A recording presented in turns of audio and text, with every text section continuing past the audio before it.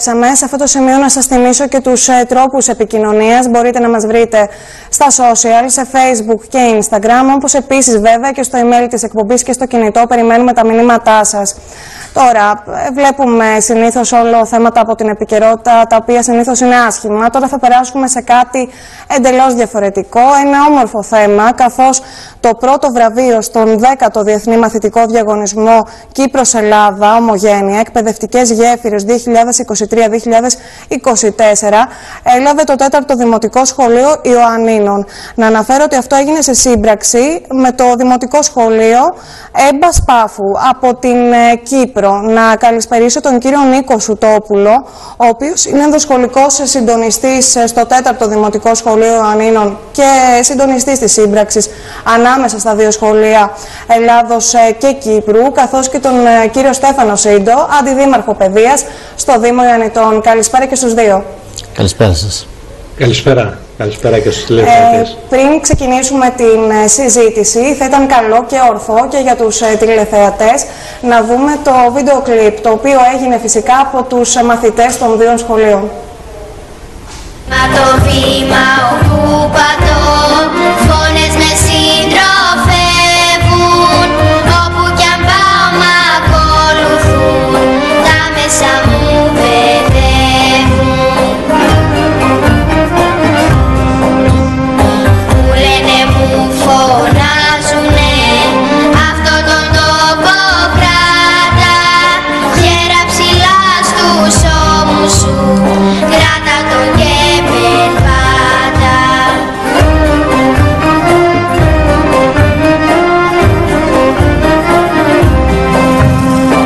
Όπου γραμμάς κουβάλατον, στον νου και στην ψυχή σου, μην τον πουλήσεις κι αν σου κλείς αφήνει τη τιμή σου. Τούτος ο τόπος έζησε κι ακόμα θέλει να ζήσει, γιατί ο Θεός το κόμμα του το έχει ευλογήσει.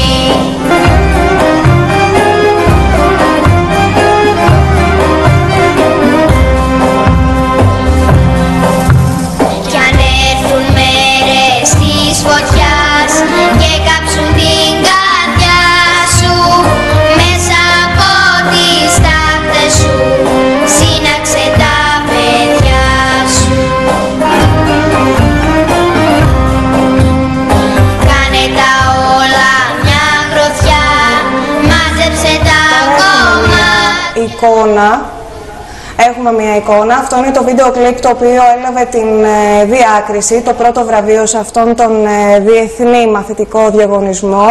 Να το ξαναναφέρω αυτό, ότι το δημιούργησαν οι μαθητές από το 4ο Δημοτικό Σχολείο Ιωαννίνων και μαθητές από το Δημοτικό Σχολείο της Έμπας Πάφου.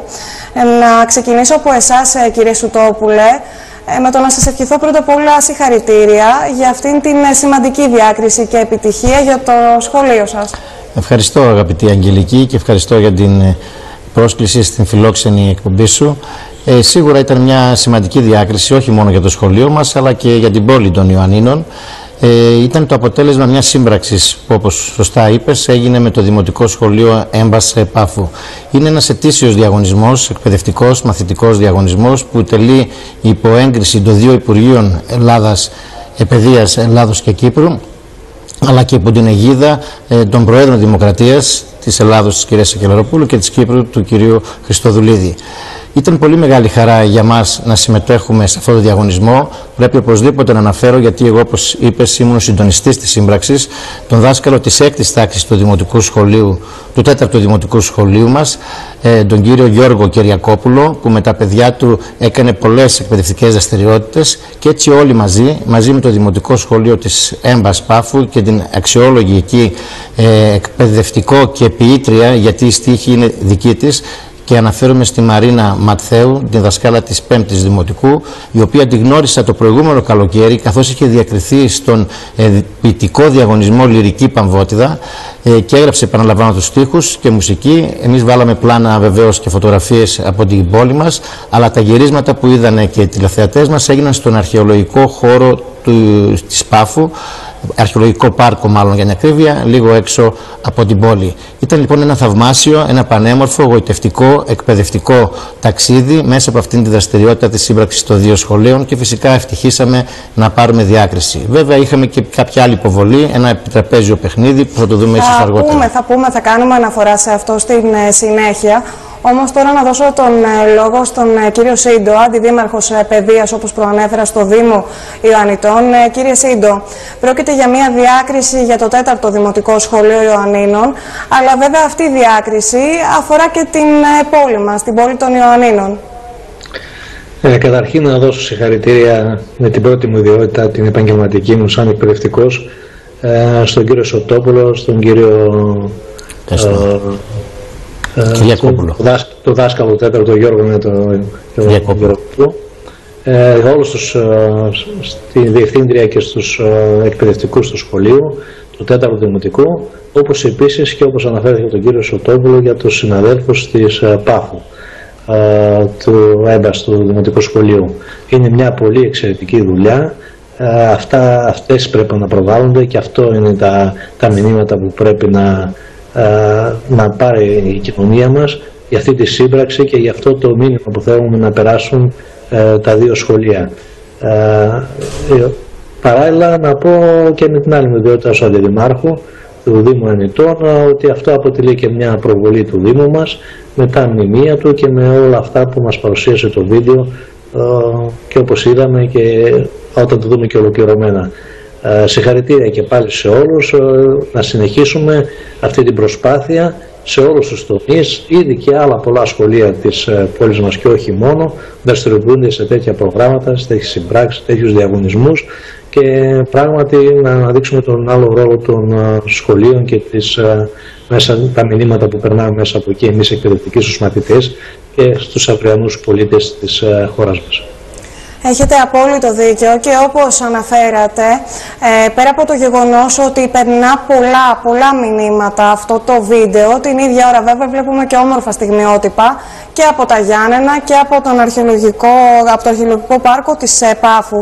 Βέβαια, επειδή γνωρίζω ότι είναι πολύ περιορισμένος ο χρόνος σας, πριν σας αποδεσμεύσω και με την ιδιότητα του Αντιδημάρχου Παιδείας στο Δήμο Ιωαννιτών, αλλά και με την άλλη ιδιότητά σας, αυτή του εκπαιδευτικού, θα ήθελα και ένα σχόλιο. Είπαμε ότι περνά πολύ όμορφα μηνύματα.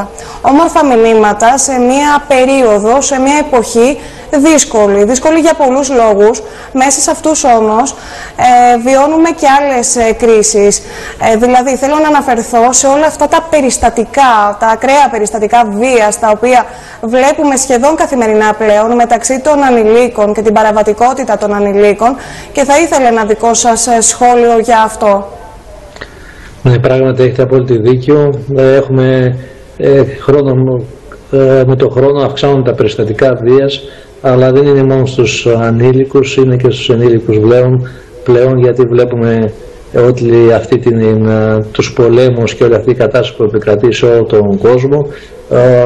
Βέβαια αυτό ξεκινάει και από τη μικρή ηλικία, όπως είπαμε, από τη μαθητική ηλικία, από τους μαθητές, αλλά δυστυχώς είναι ένα φαινόμενο των καιρών το οποίο είναι ανησυχητικό, αυξάνονται ραγδαία τα κρούσματα σε όλους τους τομείς. Πριν λίγο είδαμε και στις ειδήσεις για το νέο περιστατικό γυναικοκτονίας που έγινε σήμερα στο Μενίδη της Αττικής.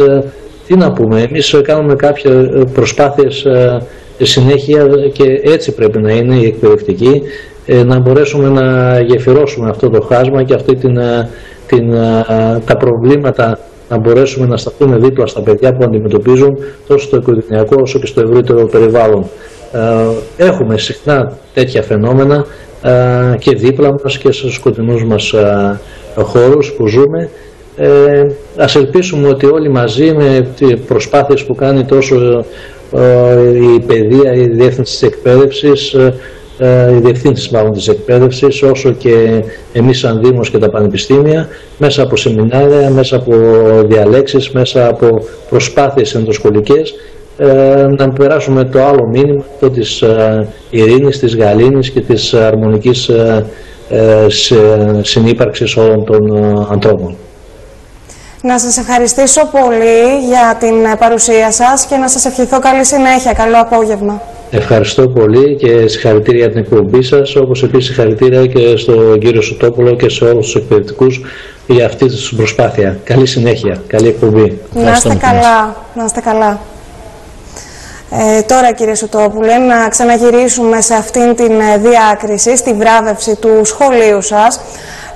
Αναφερθήκατε προηγουμένως σε κάποιες λεπτομέρειες.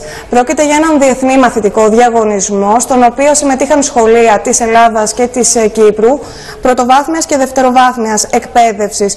Πόσο ήταν τα σχολεία που συμμετείχαν συνολικά σε αριθμό? Ήταν πολλά σε αριθμό, 120 περίπου σχολεία πρωτοβάθμιας και δευτεροβάθμιας εκπαίδευσης της Ελλάδος και 105 από την Κύπρο και λίγα από την Ομογένεια.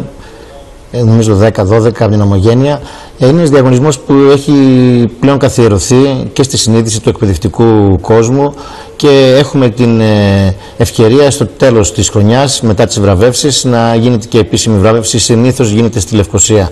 Φέτος αυτό έγινε στο Ευρωπαϊκό Πανεπιστήμιο της Λευκοσίας και όλα τα βραβεία, αφού υπήρχαν αντιπροσωπείες και από την Ελλάδα και από την Κύπρο που παρευρέθηκαν στη βράβευση, που έγινε και από εκπροσώπους και των δύο Υπουργείων, και της Ελλάδος και της Κύπρου, και του Έλληνα πρέσβη στη Λευκοσία.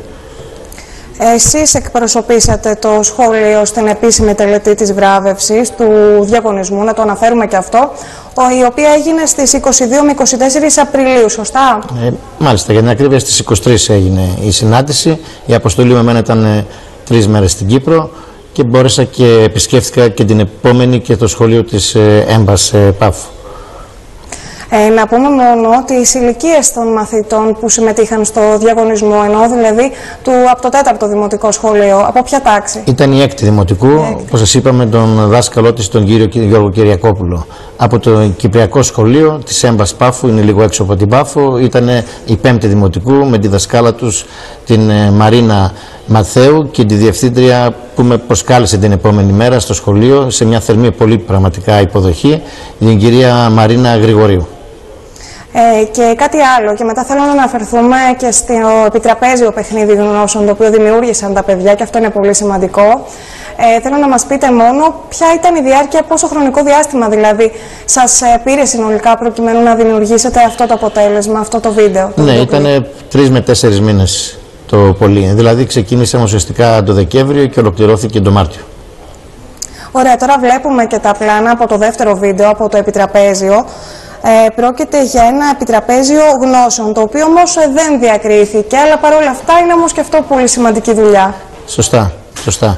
Αν ακούγαμε και την περιγραφή στο βίντεο, το περιγράφει, είναι ένα επιτραπέζιο παιχνίδι με πιόνια, με παίχτες, με ζάρια, που σαν θυμίζει ίσως λίγο τη Μονόπολη. Οι παίχτες ακολουθούν διαδρομές, ανάλογα οπισθοχωρούν ή προχωρούν μέχρι να φτάσουν στην κατάληξη, στο τέλος, από την αφιτηρία προς το τέρμα του, και ενδιάμεσα παίρνουν κάρτες με ερωτήσεις γνώσεων που αφορούν είτε την Ελλάδα είτε την Κύπρο, και έτσι παίζοντας ευχάριστα ταυτόχρονα μαθαίνουν για τις δύο χώρες χρήσιμα πληροφοριακά στοιχεία. Πάρα πολύ σημαντικό και αυτό επίσης έχει τη δική του ουσία και σημασία. Πολύ σημαντικό και αυτό, παρόλο που δεν διακρίθηκε. Πολλά συγχαρητήρια βέβαια και στα παιδιά και των δύο σχολείων, και περνάνε πολύ όμορφα μηνύματα. Να πούμε τώρα ακόμα, θέλω την γνώμη σας. Ρώτησα και τον κύριο Σύντο, τον Αντιδήμαρχο Παιδείας, ένα πολύ σημαντικό ζήτημα, φαινόμενο των ημερών μας, που έχει λάβει τεράστιες διαστάσεις, και αυτό προκαλεί έντονο προβληματισμό σε όλους μας, αλλά εσείς είστε και εκπαιδευτικός.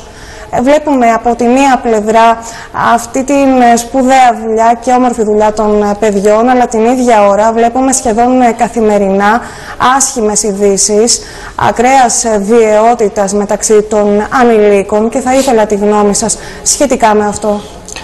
Μια σύντομη γνώμη θα σας πω, στον περιορισμένο βεβαίως χρόνο που έχουμε, γιατί αυτό αξίζει ένα πολύ φλέγον, κρίσιμο, σημαντικό θέμα και αξίζει να το διαπραγματευτεί κανείς και με διεπιστημονική προσέγγιση από πολλές πλευρές, αλλά και σίγουρα σε μεγαλύτερα χρονικά πλαίσια. Το σχολείο είναι κοινωνικός θεσμός και σαν τέτοιος γίνεται αποδέκτης φαινομένων βίας, που δυστυχώς για τους μικρούς μαθητές είναι σχεδόν καθημερινό φαινόμενο. Και χωρίς υπερβολή αναφέρομαι από την τηλεόραση μέχρι το δημόσιο βίο, μέχρι το ιδιωτικό βίο, τις συζυγοκτονίες, στον πολιτικό χώρο και φυσικά τις ένοπλες σειράξεις που παντού ταλαιπωρούν όλο τον κόσμο. Αλλά και η τηλεόραση έναν ευαίσθητο ψυχικό κόσμο των μαθητών δυστυχώς τον επηρεάζει πάρα πολύ. Αυτό έχει σαν αποτέλεσμα να παρουσιάζονται αυτές οι συγκρούσεις που παίρνουν διάφορες μορφές, μπορεί να είναι ψυχολογικές, σωματικές, λεκτικές, στα πλαίσια της σχολικής κοινότητας και της λειτουργίας της, που φυσικά είναι παθογένεια, συνιστούν μια παθογένεια. Επίσης, ας μην ξεχνάμε ότι και η βία έχει και διάφορους και αποδέκτες και αποστολής. Μπορεί στην εκπαιδευτική κοινότητα να είναι ακόμα και μεταξύ των μαθητών, μεταξύ και των εκπαιδευτικών καμιά φορά, ή ακόμα και από τους γονείς προς τους εκπαιδευτικούς, ή και στα πλαίσια της ιεραρχίας, οπουδήποτε. Δηλαδή η βία παίρνει πολλές μορφές οποιαδήποτε στιγμή. Πρέπει όλοι να είμαστε ευαισθητοποιημένοι, να αντιλαμβανόμαστε τα όρια μας, να έχουμε ένα κώδικα σωστής επικοινωνίας, σεβασμού, και βεβαίως υπάρχει μεγάλη ευθύνη τόσο στο σχολείο, στους εκπαιδευτικούς, στην πολιτεία, στην οργανωμένη πολιτεία, στους δήμους, στην τοπική αυτοδιοίκηση και στο Υπουργείο φυσικά. Πρόσφατα έχει γίνει και μια πλατφόρμα που μπορεί κανείς να βάλει στοιχεία και να καταγγείλει κάποιο φαινόμενο ενδοσχολικής βίας. Φυσικά είναι στη σωστή κατεύθυνση αυτό, αρκεί να γίνει μια λογική και σωστή χρήση, ώστε να αποκαλυφθούν αυτά τα φαινόμενα και συνέχεια με παρεμβάσεις και διεπιστημονική βέβαια προσέγγιση. Χρειάζονται και ψυχολόγοι, χρειάζονται και κοινωνική λειτουργία πέρα από τους εκπαιδευτικούς, γιατί όπως καταλαβαίνετε ο εκπαιδευτικός έχει περιορισμένα αρμοδιότητες, δεν μπορεί να παρέμβει στην οικογένεια, που πολλές φορές εκείνη οι αιτίες και η παθογένεια του φαινομένου. Συμφωνώ σε αυτό και μαζί ποινικές διαστάσεις υπάρχουν ότι και το μεγαλύτερο δικαστικές. μέρος της ευθύνης σίγουρα το φέρει η οικογένεια. Αυτό είναι πάρα πολύ σημαντικό. Από εκεί και πέρα όμως και το σχολείο φέρει τη δική του ευθύνη, απλά τη μεγαλύτερη οικογένεια. Και το λέω γιατί με λύπη. Έχουμε δει κάποιες περιπτώσεις, όχι πολλές βέβαια, στις οποίες γινόταν τέτοιου είδους περιστατικά, λάμβαναν χώρα εντός του σχολικού περιβάλλοντος, και παρόλο τα οποία γινόταν για κάποιο χρονικό διάστημα, δεν γινόταν κάτι από την πλευρά δηλαδή των δασκάλων, των καθηγητών. Έχουμε δει κάποιες τέτοιες περιπτώσεις. Πολλές φορές υπάρχει ο φόβος της ευθύνης, της κατάδειξης του προβλήματος. Ακόμα και με μια απλή παρατήρηση δεν γίνεται πολλές φορές. Προσπαθούμε να το συγκαλύψουμε. Αλλά βέβαια αυτό σιγά σιγά συντηρείται και κάποια στιγμή θα γίνει έκρηξη και κάτι πολύ άσχημο που θα είναι μια παθογένεια και θα δηλητηριάσει τη σχολική ζωή και την ηρεμία και το σωστό παιδαγωγικό κλίμα, που πρέπει πάντα να είναι το ζητούμενο στη σχολική και εκπαιδευτική κοινότητα. Και βέβαια, κύριε Σουτόπουλε, αυτό το οποίο δεν πρέπει ποτέ να ξεχνάμε είναι ότι ο ρόλος του σχολείου, αλλά και γενικότερα της εκπαιδευτικής διαδικασίας, δεν είναι μόνο να παρέχει γνώσεις. Κατά κύριο λόγο για μένα, πρωτίστως, αυτό το οποίο πρέπει να δίνει στα παιδιά είναι και αγωγή, παιδεία. Ένας δάσκαλος, ένας καθηγητής δεν είναι ο ρόλος του μόνο αυτός. Πρώτα απ' όλα, μην ξεχνάμε ότι είναι παιδαγωγός.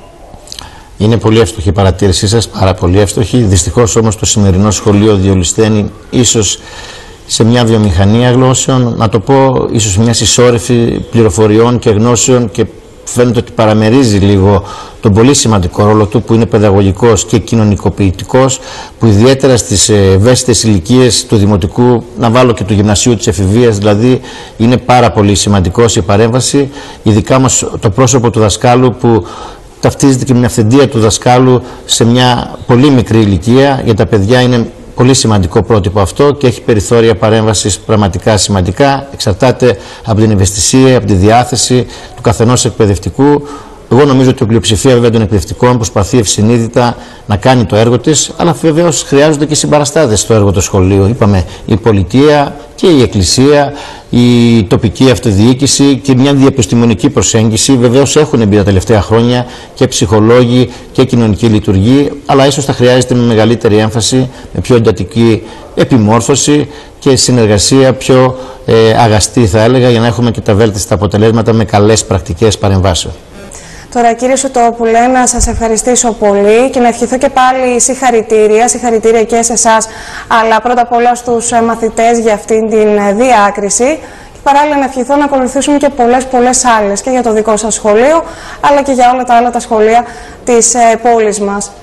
Και εγώ σας ευχαριστώ, αγαπητή Αγγελική, για τη φιλοξενία στο όμορφο στούντιό σας και του τηλεοπτικού σας σταθμού. Βεβαίως, συγχαρητήρια σε όλα τα παιδιά, τους εκπαιδευτικούς που βραβεύτηκαν, και να συνεχίσουν και σε άλλες προσπάθειες του χρόνου, όπως και άλλα σχολεία να τα μιμηθούν, και θα είναι πολύ μεγάλη ευκαιρία να προβληθεί έτσι η πόλη μας, αλλά και η επικοινωνία, η συνεργασία ανάμεσα στις δύο αδελφές χώρες της Ελλάδος και της Κύπρου.